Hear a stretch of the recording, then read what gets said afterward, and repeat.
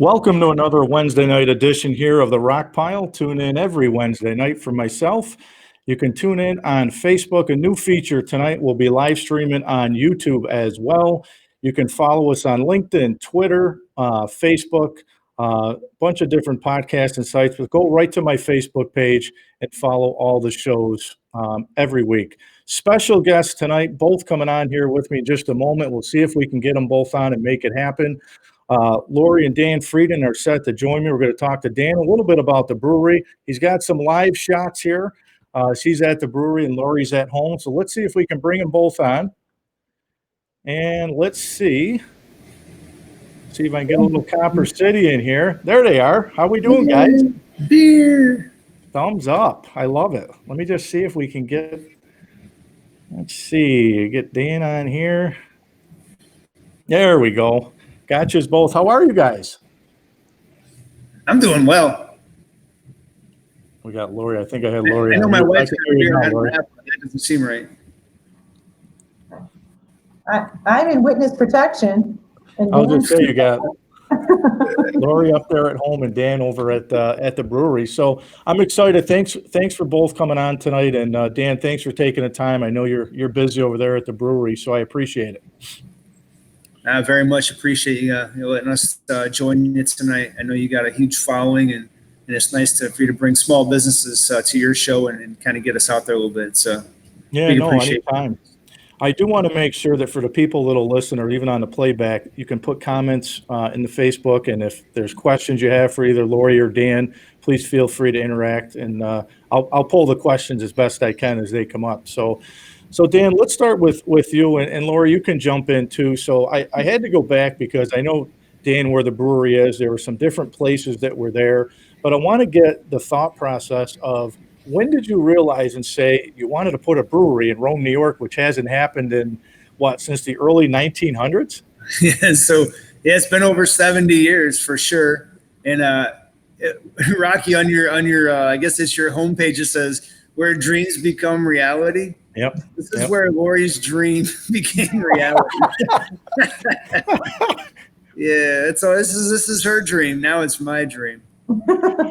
So when did you guys come together and say, I mean, listen, the bar business is tough, right? I mean, even just a restaurant, I mean, the bar industry itself is really tough. And I will say many, many years ago, I had a dream and said, being a football coach, growing up with sports in my family, I said, why not open up a bar and call it Coaches? That's what I wanted to do. When I was in college, I wrote all these business plans about Coaches Bar. And, when did you say it was the bar business? It's such a tough industry. It's for us to do it. We're complete amateurs. We've never done anything like this, not even close. We've never owned a business. We drink our own, we drink beer, when we go to bars, we don't actually own bars and make sure people behave and, run them efficiently. So this is a huge step for us to try something like this. But Rome is becoming a town that can take just about any sort of change. And Lori will tell you later on when she talks about real estate that this town can take anything that's not the norm right now because it's got a nice new draw of people. And this place was accepted immediately, and these small breweries are accepted all over New York State. Over 400 breweries in the state now, so we're no exception. We just happen to be in a really cool town that's growing, and Copper City is going to do our best to try to grow with it. And, I think one of the interesting factors in business and really in any type of field is you got to have a good partnership. Husband and wife have to be on the same page because obviously it's Lori, you have long hours in real estate. Dan, obviously you have different hours, at the brewery. So it takes a really good partnership to make things happen. You got to both be on the same page. Yeah, we're almost never on the same page. That's probably why. So I'm always chasing. I'm always trying to keep up. Just when I get the page turned and I understand what's on that page, she's already 2 chapters ahead of me, so I can't keep up. But thank God for my business partner, Eric Daniels, who makes all the beer here. That guy, I can relate with him. We grow at about the same pace. Lori grows, her brain and her motivation grows much faster than ours. We're just trying to keep up. So, Lori, how much involvement do you have with any decisions or with the breweries? The brewery, Dan, is that all you? And Lori, you stick to the real estate? I have my hands full with real estate, and people do try to fire questions at me all the time about the brewery, and I understand why. I mean, I am involved emotionally and obviously financially. I mean, Dan is half partnership, so I am half of Dan. Yeah. So I am involved, but I try to help out with social media marketing, and that brewery is in my heart. That was my baby, and Dan and Eric helped me see that to fruition. So because of them, I have this thing that actually happened that was in my brain, and I'm grateful for that. But I don't step on their toes. They are in charge over there, and I run my real estate business. And of course, I lend my input, and I want to see it grow, and I have ideas, and they try to rein me in when I have these ideas, because I think that's a good partnership, though. You bring an idea, and then you have someone who helps um, lend the logical side to it. And I guess for both you guys too, and Lori, we can get into the social media piece with real estate after, but this whole time, Dan, we were just talking before we went on live is, social media has been, it's always been big, but I think it's been bigger now. That, Twitter and LinkedIn and Facebook, Instagram, and now with all the different podcast and sites that are out there. Have you guys been able to adapt to that social media, and how do you go about using it? I'm definitely not as good, but I do have younger employees, which help. But I kind of think it's cool that even though Lori, she started this, and I'll say probably one of her biggest contributions, not just, she started the brewery, but she built our fan base through Facebook, pretty much solely through Facebook in the beginning. And 2 winters ago, we broke 10,000 likes, which, maybe that isn't as huge for most businesses, but son of a gun, for a little bitty brewery like us to be at almost 13,000 or 14,000 now, that's just amazing. But she started that, and it happened so fast that, the way it goes. Once you get, 10,000 people, every time somebody shares something, it just starts to explode. So if you didn't have that, you wouldn't be able to do the marketing we do now, easily. Yeah, and really nowadays, what you can do with Facebook and the different platforms is unbelievable. And, I wanted to ask you both about, obviously the COVID impact has been huge for all businesses. And, everybody that's been on this show with me, at least the last month or so, it's had a significant effect on everybody. And, some may not survive, capital wise, unless some people have that capital to back them. It's a little bit different, I think, for everybody. But talk about the impact for the business. I would say extremely positive for us. We were structured so differently than any other business. We had 9 employees. Only one of them actually counted on this job for money. The rest of them had full-time jobs. So, when we had to pretty much put everybody on furlough, it was just me, and Lori helped out, when she could. So we were able to cut our costs drastically. We had no employee costs. Our insurance costs are way down. Our costs for making beer were down too. And so we didn't really see an impact. And actually, we saw a bright side as we learned so much about the business that we currently ran that maybe wasn't the most efficient way to do it. And we're coming out of this with whole brand new ideas, with lower costs and still getting the same bang for the buck and the same love for our beer.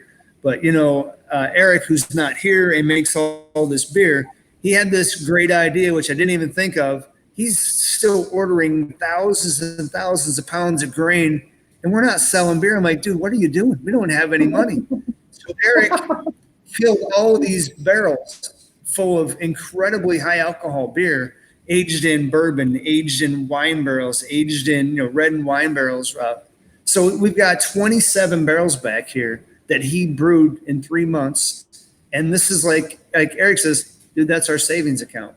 I'm like, wow, you almost broke us, but you got to take a chance. And that's Eric's chance. He goes, I'm just going to take a chance on this. We're going to go ahead and we're going to spend a lot of money right now. We won't spend it all, but we're going to go ahead and bank it for later. So when this beer does come out, people are going to have some of the best aged beer they've ever had. And it's a smart dude. Did you ever think through this whole pandemic too? Because I'm vice president at Bernie Bus. I got majority of my staff furloughed right now, and we're fighting with, or I'm fighting with transportation. Schools not paying for transportation, so there's no money coming in. So I'm trying to put a plan together.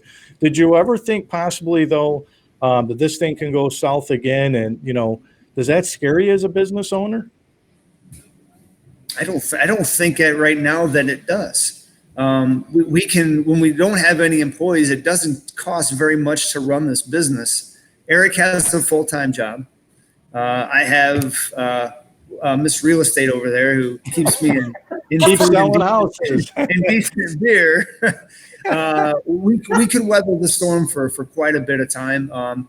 If we weren't able to sell beer at all, we would have some issues. But throughout this, we've been able to actually just sell beer over the counter package, for takeout. If they said you can't be open at all, we would have some pretty major issues. We'd just be sitting on a pile of potential money that we couldn't, get rid of.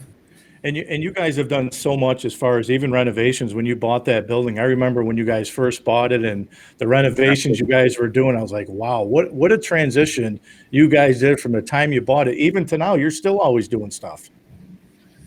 Yeah, we just put an extension. I'm sitting in our expansion where we basically moved our brew room and all of our grains, all the things that really are near and dear to our hearts. We had our grain stored in a 20-foot container, which the mice absolutely love that container. It was a hit. I think the mouse population on this side of town probably quadrupled in the year we had that thing. But now everything's inside. Our product is completely protected from everything. And, we're looking in the next year or two that, we're not quite big enough just yet. Griffiths is growing every day. And I think I even said it last year, Griffiths is getting bigger. I'm scared what Copper City has to do to keep up with it. Yeah, no, for sure. This whole area up here, every day when I drive into work, it's like there's construction going on all over the place. And, Laura, you posted the picture of the apartments or condos right across that are getting built. Those look gorgeous. Yeah. So there's so much happening. Yeah, they're amazing. And I actually have a commercial client tomorrow afternoon I'm taking through the space who's interested in taking one of the, I'm actually working on the commercial end of things on that.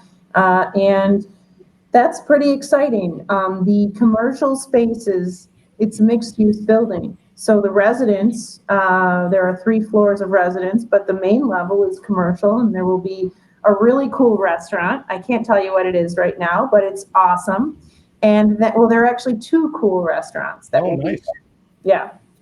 And there's a bit on the horizon for that building, for those buildings. There are actually 8 planned. 2 are up right now that you can see. They'll break ground for 2 more behind it in August. And that site has already been approved. They're working on it. And then there are 4 more buildings planned. That's a total of 400 residents and who knows how many commercial tenants, but they're building a city within Griffiths. It's kind of cool. Yeah. So Dan, I know, the events and stuff that you do at the brewery is, I would imagine a lot has changed with the pandemic. Are you guys still able to hold? I know you were doing some of the virtual events because I saw them on Facebook. What's going on now? What can we expect here in the next coming months? What you can expect is the best beer you're going to get anywhere.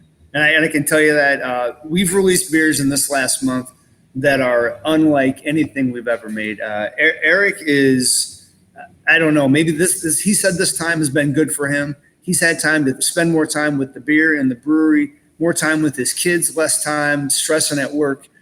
And our beer recipes and the quality of beer and the styles we're choosing to brew, I'm going to tell you, we have 12 beers on tap right now, and I wouldn't know which one to choose right now to drink because they're all that good. Now, I know what you're getting at as far as like entertainment and music and things like we between Mike Coley, who works behind the bar and works at the City of Rome, and all the cool musician friends we have, we were the music spot in town. And right now we are doing absolutely no music because we can't draw a crowd to gather around the music. Everybody's got to have that 6-foot buffer. and we have no place Yep. to do it. But, we have a few of our brewery friends that do have the space. So Woodland and Seven Hamlets have a nice big grassy knoll where they can put some music. So I think they're going to fill the gap for us right now with music until we can get back to doing stuff here inside the brewery. But I'm telling you, I miss the music more than anything right now. So you were mentioning the beers on tap, and that was going to be one of my questions. Can you talk about some of the popular beers that you have on tap? Oh my goodness! I know they're all good, but maybe They some really of the are. local I'll favorites. highlight. I can talk about every beer. Nacho Average Lager. It's a Mexican lager served with a lime. If you just want to drink 3 beers really fast and relax in the sun, this is your beer. It is so delicious and crisp and bubbly, and a little bit of citrus in it. If you throw a lime, it's fantastic. New England IPA, all mucked up. It's cloudy.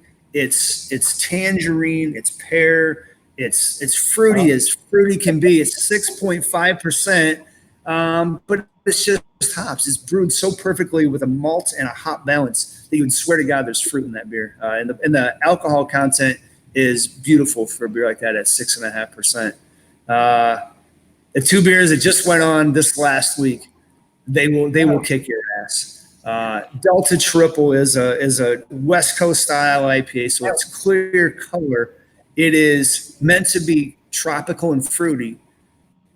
It's meant to have a lot of sweetness to it from the malt. It's 10%, and you won't know it until you've had 1 glass, and then you will know at 12 ounces that you just had beer to kick your ass. And the last beer I'm going to highlight is it's the stout, and it comes in at 10.2%. And this stout is aged in a bourbon barrel now. The stout we have on tap is just the stout as is, that's made with a lot of roasted chocolate malt and just roasted malt. If you like coffee and you like dark chocolate and you like to have 1 glass of beer and you like it to be like the best beer you're going to have, this is the one. It's a sipper. It's high alcohol, but it's so satisfying. It's like a meal in a glass, and it's like a coffee and chocolate, lover's delight. I'm still surprised. Sorry about that. I like that. Can I get our soapbox there a little bit? I like it.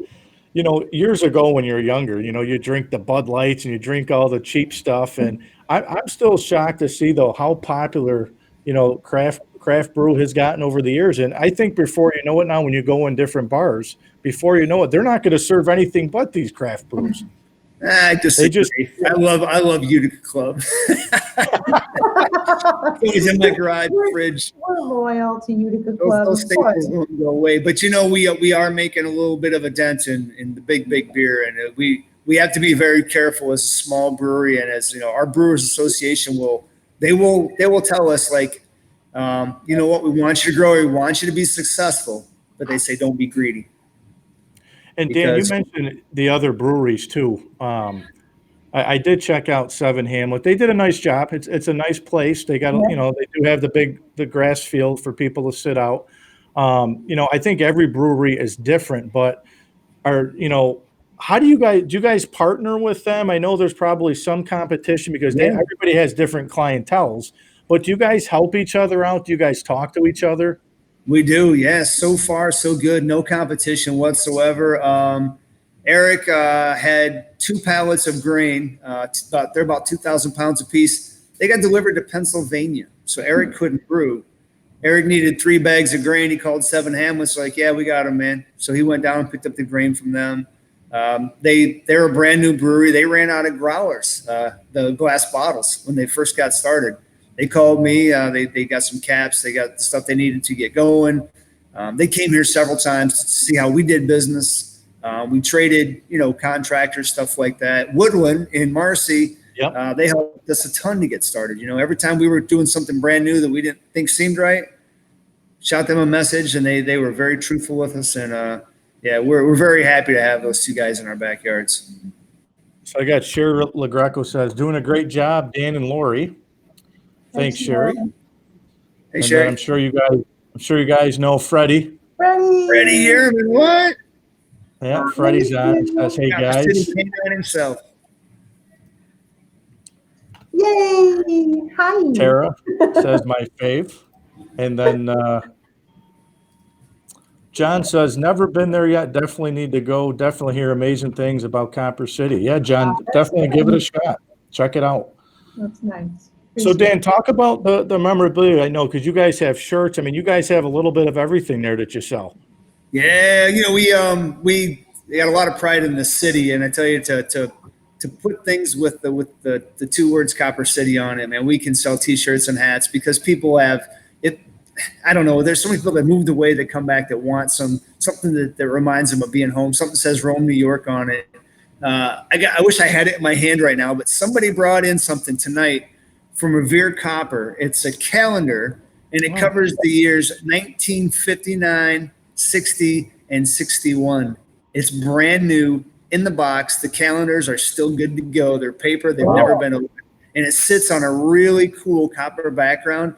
When Revere is actually known for copper, brass, and aluminum.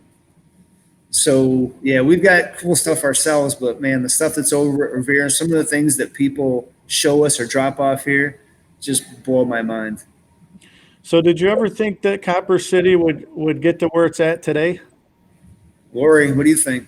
I did. She was That was my confident. vision. I really thought, I knew it would work. I don't usually attempt things or pursue things that I don't think will work. And I knew it in my heart that it would work because I have a lot of pride in my hometown. And I know that I'm not alone. I know a lot of people have hometown pride. And I just felt like, yes, it's a beer establishment, but it's also bringing back the brewing industry, which was prevalent in Rome a long time Long ago. time ago. So it's reliving our history, reviving our history, and that's a big deal. And I wanted Rome to have something it could be proud of, and I wanted to raise Rome's cool factor. And I feel like this has done that. And I'm really proud of that place. We have all kinds of things that aren't alcoholic. We have French press coffee from roasters. We have Saranac sodas and seltzers. So it's not just a beer place. It's a place to hang out, and it's a social atmosphere that's not it's classy but not pretentious. So it's sophisticated, but it's not stuffy. And I'm really proud of it. So would you guys both say that as far as the brewery goes, your time frame, when you guys sat down and put these plans together, are you guys ahead of schedule? Are you right where you think you thought you would be, or are you behind schedule? No, I think we're right on target. I don't think we're behind schedule. I think we took off a little faster than I anticipated, for sure. But I knew it would catch on. And there are people who still from Rome who haven't been in there, and that's okay. They'll get there. Some people just need some time to adjust to new things, and that's okay. Yep. But we have a lot of people who come in from out of town. We have a cool map in the vestibule where you can put pins that says where you're from. And we have people from all over the world who come in. One night, Dan called me and said a bunch of people from the Ukraine were here. And, Oh, wow. We've had people from all over the world. And that's really cool. That's the point. We've kind of increased tourism a little bit. People travel to breweries. We travel to breweries. They look on their phone and they're passing by and, oh, there's a brewery here. Let's get off the road and check it out. So that's kind of cool. I'm really impressed with that. And, there are some Romans who haven't been there. That's okay. They'll come around. I know they will. And, one of the things I'll just tell you guys, which I think separates you guys from a lot of different places, and everybody's got their preference, is I think yours is more of the family environment. Like when you Sure. come to your place, you feel like you're home. You don't feel like you're at a bar. You feel like you're home. You feel like you're around people that you can trust, and you know what I mean. A couple dogs running around, kids dogs. playing Connect It's Four. comfortable. But I think that's what separates you guys, at least from my perspective, because I'm a big family guy. And, Lori, when you say Rome is home, I think your guys' place brings those people together that, like you said, might not normally come in. But once they do come in, I think they get hooked and they come back. I've seen people. I've heard Michael Shaughnessy from Revere. I remember this. No, go ahead. I'm thinking back to like when we first opened, but Mike O'Shaughnessy was here when Revere's CEO, and Mike's maybe is he 50 something. He comes up to me and he says, Danny, he goes, I just met two people that I graduated with in 1980, whatever it was. He goes, I haven't seen them since graduation. How in the hell do I meet them at this little brewery? So it's funny. They were Romans. They lived in Rome, and Mike hadn't seen them, in 30 years. And yet he comes to the brewery one night, and here they are, and they recognized him. And he was just it was astounded that this has happened. They lived in Rome, and he's never seen him anywhere else in town, but he meets him here at the brewery. And Dan, I got a couple more things I wanted to ask you. When you go to breweries, I mean, I would imagine it's hard for you to go to another brewery, but what do you look for? Like, what do you check out? Number one, beer quality. Number one. Lori and I went to a tiny brewery on Seneca Lake called Lucky Hare. It's a dump from the outside. It looks like an old beat up house. They didn't cut the grass. We drove by this brewery several times because I'm like, if these guys can't cut their grass, they definitely can't cut it making beer. And I think we tried every one of their beers, in small samples, and their beer was phenomenal, absolutely phenomenal. The place was nothing to look at. It was a tiny house. It was way too small for what they were, but beer quality for sure. Yeah. So my favorite question to ask business, and really anybody, I ask it on my sports show on Saturday mornings, probably other than Lori, who have been some people along the way throughout your journey and your career that have been influences on you, role models, inspirations? Because I'm sure there's times when the things get tough and you got somebody that's going to pick you up. Who are some of those people?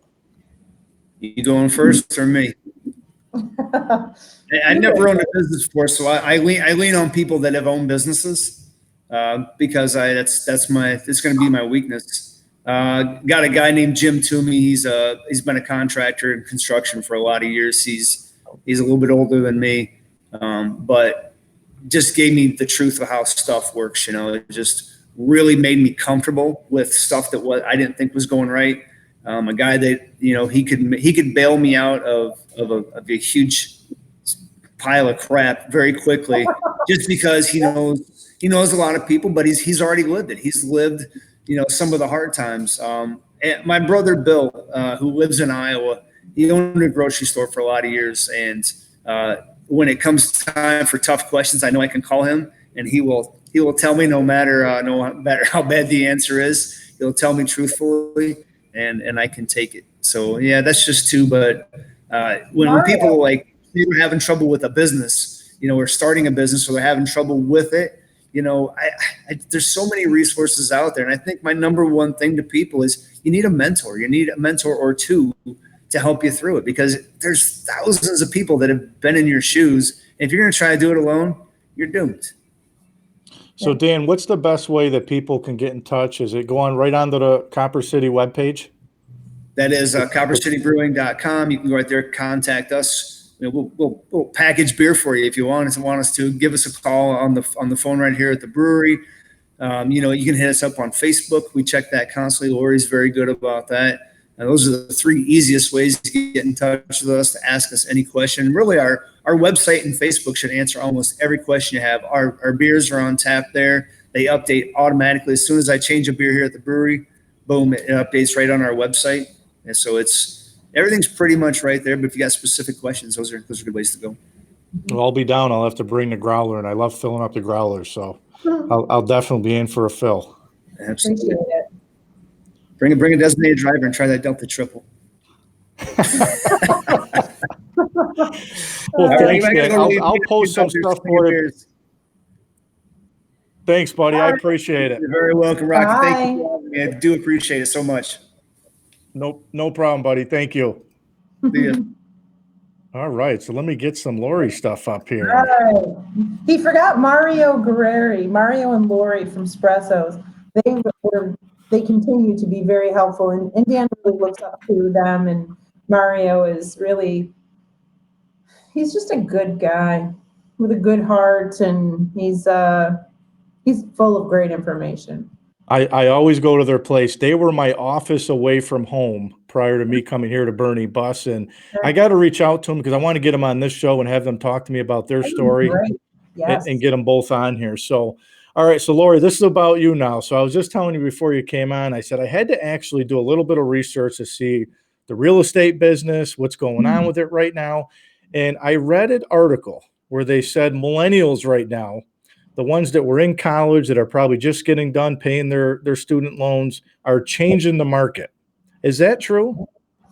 They are. Everybody is changing the market right now. What's changing the market specifically is a lack of inventory and more buyers than we have houses to sell them. So that is plain and simple, old-fashioned supply and demand in effect. So we have low supply, high demand, and now we're seeing a price increase in property values, which we haven't seen in a long time. We've seen small, very small incremental increases over time. And now last year we had a huge jump, and we're up to finally average home price in the area is 155.4. And before that we were at 137. Wow. So that's a good jump. We're still about $100,000 under the national average of a home price. But for a city our size, it's tremendous what we're doing. So Lori, I wanted to ask for our listeners out there tonight, and then some of the listeners that will watch on the replay. You did some real estate down in Colorado Springs. Can you give it, how did you get started in real estate? Well, we were going to stay in Colorado. Dan was getting ready he was within 5 years of retirement, or so he thought, and we decided we would retire there. And I got my real estate license, and it was really amazing there because I got started in a market that was easy to sell. I'm a military spouse selling property to other military families. And so I knew no one, I had no network, I didn't know the area, I didn't know the market, and I was brand new to real estate. However, I was part of the spouses club, so I built a little bit of a network there. I can learn almost anything I try to learn. If I want to learn something, I can learn it. So I worked really hard at it, and I did really well while we were there. And then he realized that, okay, we aren't going to be able to stay there. So we have to pull up stakes and move to, we were going to go to Alaska, and decided that he would choose Albany, New York. So we went to Albany area. He was an assistant professor of military science. I decided not to get my real estate license there because I had always wanted to finish my bachelor's, and he was a faculty member. So my degree. So I went back to school and got my degree. I always wanted to. And when we moved to Rome, I thought, well, you know what? I'm going to get my real estate license. I know this place. I love this place. I feel like you can sell a product you love, and Rome is in my heart. So I'm glad I did it. But Colorado Springs was a different market. We had Fort Carson, Peterson Air Force Base, Cheyenne Mountain Air Station, the Air Force Academy. It was a constant influx of people coming in, going out, and it was a no-brainer. It was a great place to learn, and I loved it. And I was asking Dan about the COVID impact for his business, but what were the limitations for real estate? I know you probably couldn't show people houses. Everything was done online. What were some of the restrictions? It was tough. We couldn't even enter a house. So it was about a month period where I would have people call me to see houses, and I could not show them the house. So there were people who bought houses sight unseen, which makes me very uncomfortable. Mm-hmm. Inspectors couldn't inspect.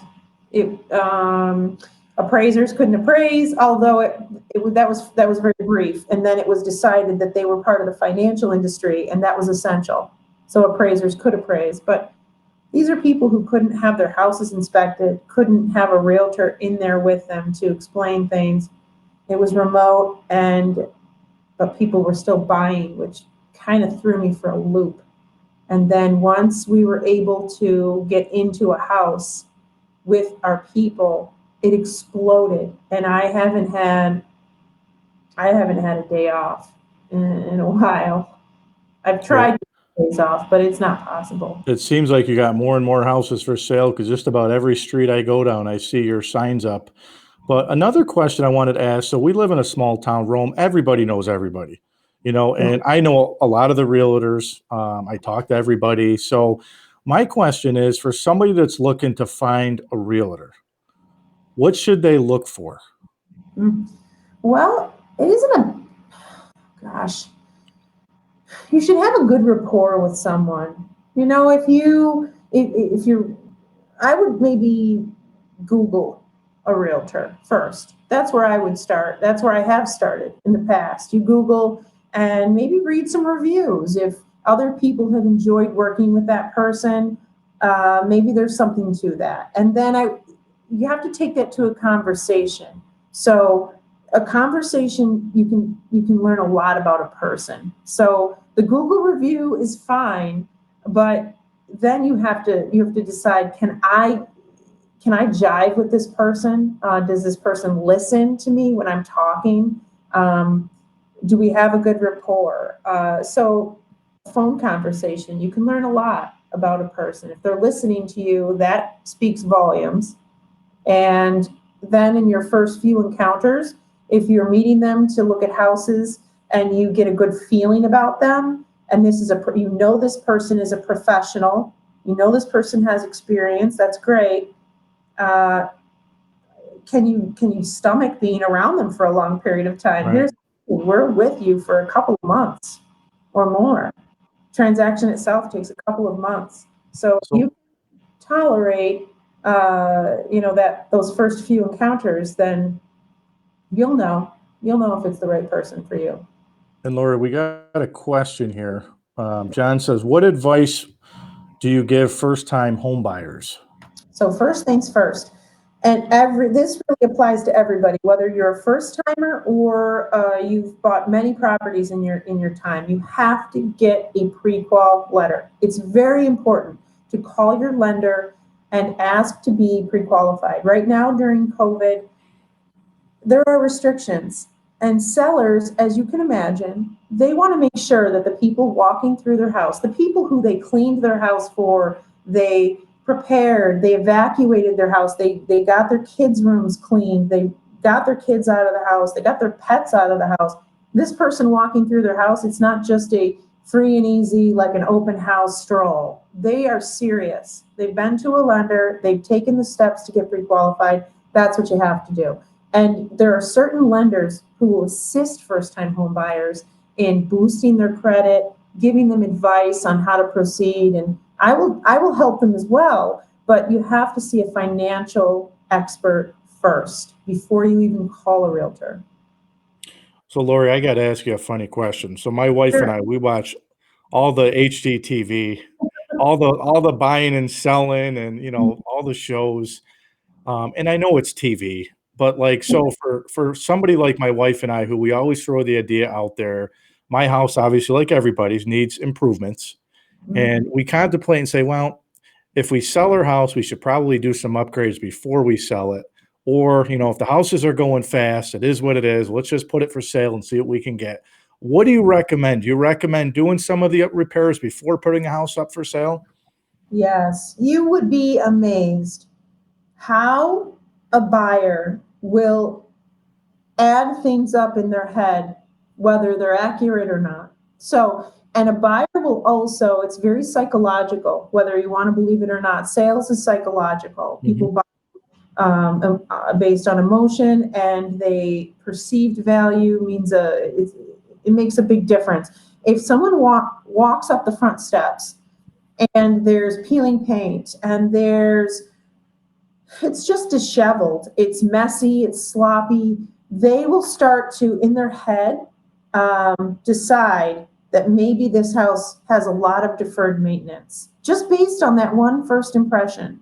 And once they've entered, if there's a strange smell, if things are in disarray, if it's sloppy, if it's cluttered, they will start to discount this house regardless. It's not about the walls and the basement and the roof. It's about how it makes them feel. No matter what people think, it's about how it makes them feel. Why I stage houses, because I want them to walk into the front door, and feel instantly comfortable while they're there. It's clear of any extra stuff. And they just feel like, I just want to sit down and relax in this house. Mhm. When I started staging houses and doing professional photography, I noticed a huge jump in not only my price points, my ratio of list price to sale price got really high. It went from maybe 92% to 97%. That's big. And so the perceived value in a buyer's mind was, this house is worth what they're asking, as opposed to, I got to do this. This is a discount house now.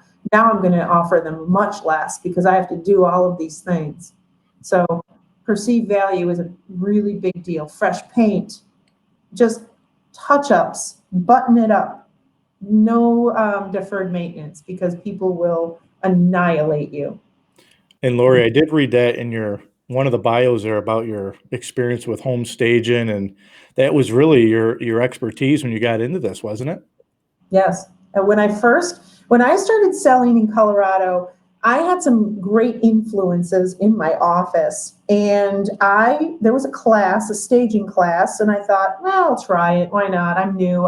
I'm a sponge. And I'm so glad I took that class, because it taught me the difference between a house that isn't properly staged and a house that's ready to be shown.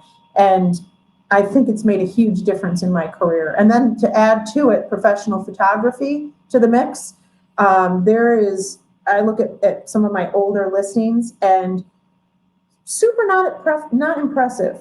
They're dark. The light, you can't really get a good edited picture with a inexpensive phone or a phone camera. So I started paying for photography, and it's the best thing I ever did. So for somebody that wants to get involved in this, even myself years ago, I said, maybe I'll get my real estate license, and part-time I'll try to sell houses. I love talking to people. I've been in sales. What do people have to do to get involved with real estate? I know you got to get your real estate license, but Yeah. what's the process? Well, you have to take the classes, and I recommend online, obviously, is the way to go right now. You have no choice. My first real estate class in Colorado Springs was in person, and there was so much information to absorb. I couldn't trust myself in front of a computer and learning it that way. So I sat in the classroom, took 3 times as long. I'm glad I did it, because when I moved to New York and I had to get my New York license, I already had that base of knowledge. Then I could do an online class. It was really a refresher at that point. But Mohawk Valley Community College has some great real estate classes. I would highly recommend that. But the things you will learn in the class, you won't really put into effect in real life. The stuff you will do in real life has almost nothing to do with that class, but you need that basis. And then I would hook up with a company. I would do some research and interview companies. Don't just hop into a company because your friend works for that company. It might not be the right company. Good point. Interview companies. Interview 4 or 5. Sit down with the managing broker and ask questions. They're interviewing you, but you're also interviewing them. What are you going to do for me? And how can I learn from you, and what can I add, what value can I add to this company? I would do that. I wouldn't just jump into the first company you talk to, because they might not be right for you. And then you're in this company and you're branding yourself with this logo, this name. You got to do your research too. Well, and you actually just answered one of them, or leading up to my next question was, I was going to say, what are some questions that people would ask, in their interview to another company? What should they be looking for? How do you know if you're a good fit? Okay, so a lot of times I think that when you're a brand new realtor, it's expensive to get started. So luckily, Dan was in the Army, and he had a reliable job. So I could do this. If you're looking to do this on a part-time basis, you already have a full-time job, and it's hard to fit into a life when you already have a lot of commitments, because this is time consuming. You can call the shots on your hours, but once it takes off and you're doing a good job and people start referring you to other people, it's going to be a runaway train. So you start saying no to people, especially in the beginning, that's going to be tough. So be prepared for a huge initial financial commitment right out of the gate, and you're not going to make money right away at all. So expect to pay out more than you get in. When you sit down with a broker, yes, you want to know what the fees are going to be. But if you're with a company like mine, for example, I was with other companies. I was with a company in Colorado that had low fees, almost very few fees, and I didn't really get a lot of support. I didn't get admin support. I had to do everything on my own. So time is money. And when I hooked up with Coldwell Banker Faith, we have all these admin in the office who will do whatever we need to have done. So I can go out there and sell real estate. That's important. It is huge. So you get what you pay for. I pay some fees for that service, but I'm out there selling as many houses as I possibly can, because they take all of that pressure off the table for me. So if you want to do a small amount of business, fine, you can do that. And if that makes you happy, that's great. But you have to remember, you're working for clients, you're working for a seller, you're working for a buyer. So it's not just about you and what you. If you take on the responsibility of listing someone's house or helping someone find a house, it's not just about you and what you want. You're working for them now. So you need to be able to be available for them. It's not about you just getting a few hours in and, oh, I'll do this part-time and it'll be fun. It's not fun. It is a lot of hard work. I'll tell you that much right now. And Lori, I asked Dan about the social media, and I follow you on all your social media, so I keep up to date with you. But you're definitely active, and talk about how important that is for you, especially during the COVID time and even to now. With real estate or the brewery? Yeah, with real estate. So, okay, so social media, that was a challenge because we weren't really actively selling a lot, but so I had some time on my hands during that period. There was about, I don't know, 3 weeks when I had some time. I couldn't really leave the house very much, and I wanted to make some contributions in some way. So I wanted to support local business. So I bought gift cards at various local businesses, and I started doing giveaways because I thought, I'm not just going to let my business Facebook page die here. This is not where I'm going to die. I'm going to stay active in my community, try to assist whoever I can assist, whatever business, try to put some smiles on people's faces. Yep. That's what they really need right now. Lighten someone's day, lighten someone's mood, and that's now my new job. So I made that my new job, and then suddenly, as soon as I was finished, I thought, all right, I have a goal in mind of what I want to spend on this. Real estate kicked back into gear. It was kind of perfect timing, and then I got to do what I do best. Now, how about some of your up and coming houses? Are you able to kind of share with us maybe any houses that have just came up on the market, anything like that?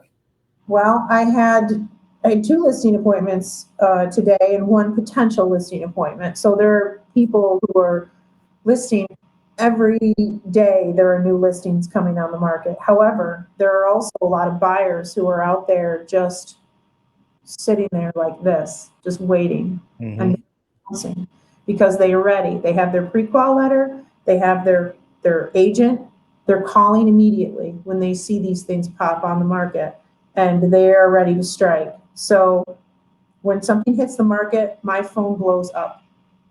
It just blows up. I've made the mistake a couple of times of listing a house and then trying to take like the morning off the next day. And that doesn't work out because everybody wants to know about this new listing. So there's no quiet time right now at all. And I'm not complaining because you kind of have to make hay while the sun is shining. So I'm great with that.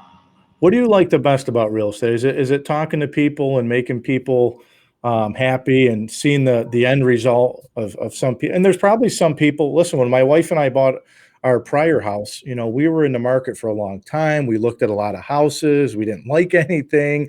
We didn't agree on anything. And some people, it takes a lot longer. Some people can go a year, 2 years before, finding something. Is that what makes you keep going? Is just the happiness at the end of the day?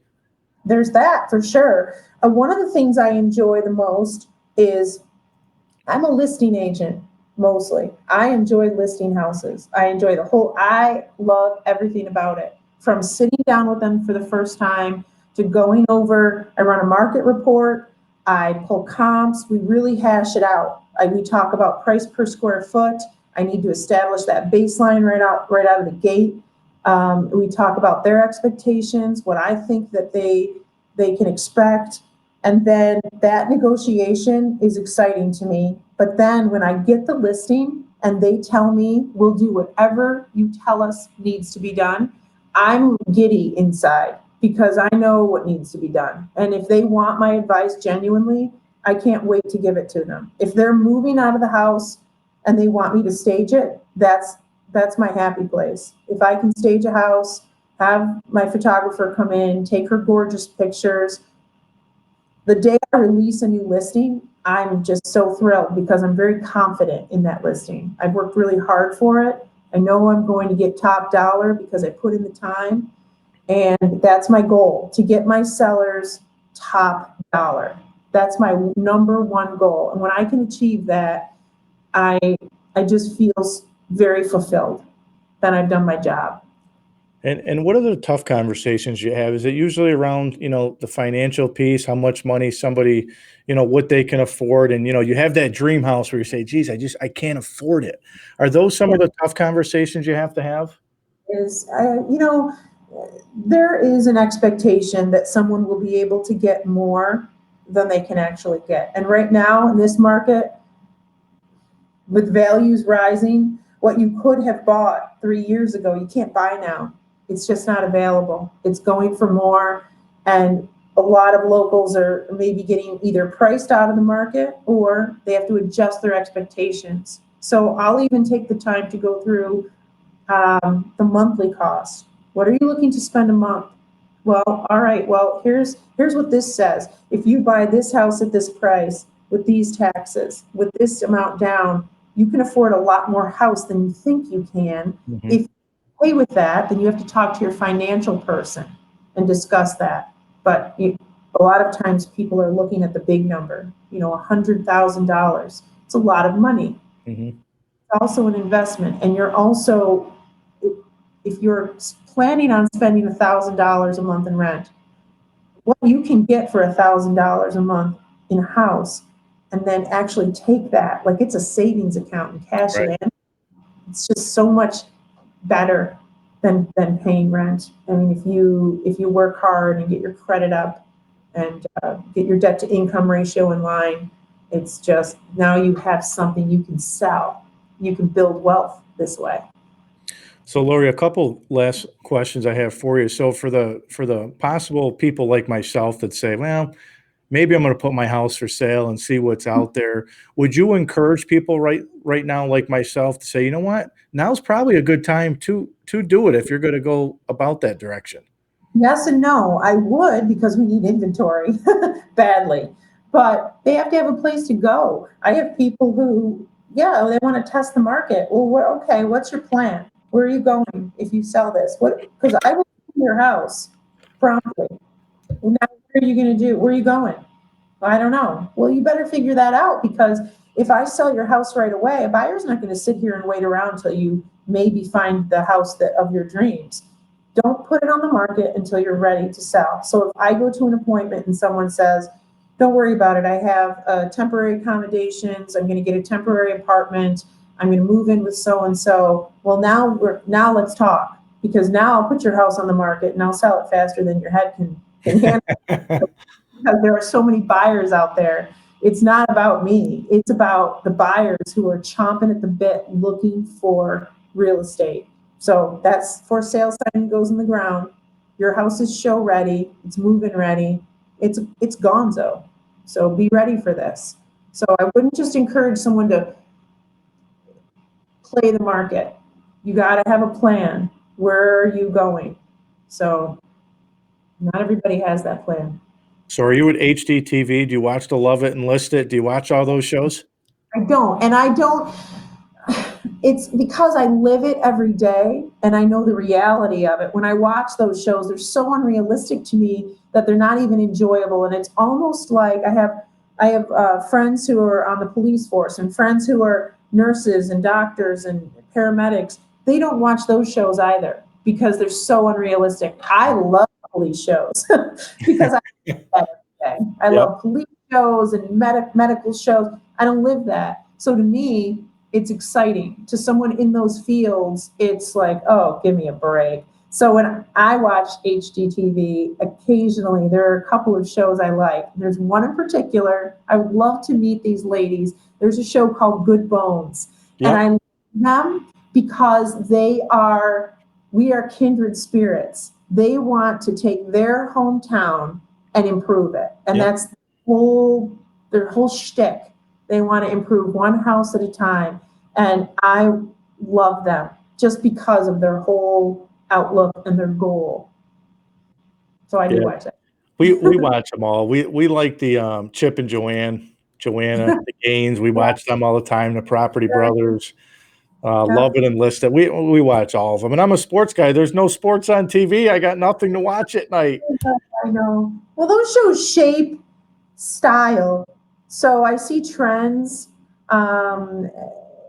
changing, obviously, and it's because of them. They shape style. They shape trends. So they're trendsetters, and they're doing their thing. I just the whole thing about the Love It and List It thing. That's a little bit out of my comfort zone as far as enjoyable shows, but I like those two ladies. They take a house down to the bare bones. They build it up. They improve each Yeah. neighborhood. I almost wish I could do that. I wish I That's could. interesting. That's an interesting take, though. But I can see your point. You live it every day, so that's Yes. interesting. So Yeah. last thing I want to ask you, I asked Dan too, is I asked him about the role models, the inspiration, people that have helped you out along the way here with your journey. Who are some of those folks influential in your life? Well, I will say that there's a gentleman in Colorado. He was my managing broker when I first got into the business, and he means a lot to me. I just talked to him about 2 months ago. I called him out of the blue and had the best conversation with him. C.W. Eggert, he was the managing broker of the first company I worked for. And when he branched out and opened his own company, I followed him because he's such an amazing person. He's very inspirational. He's very motivational. He would call me and say, hey kid, you know where I can find a good realtor?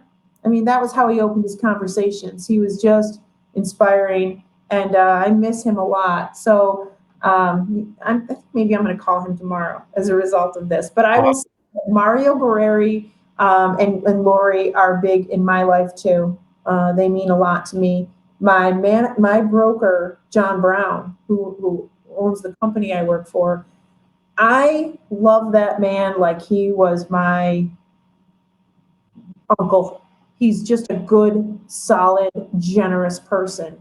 And he's not all about, you'd never know it. This man sells more real estate. He's the top real estate agent in the Mohawk Valley, running the top company in the Mohawk Valley. Wow.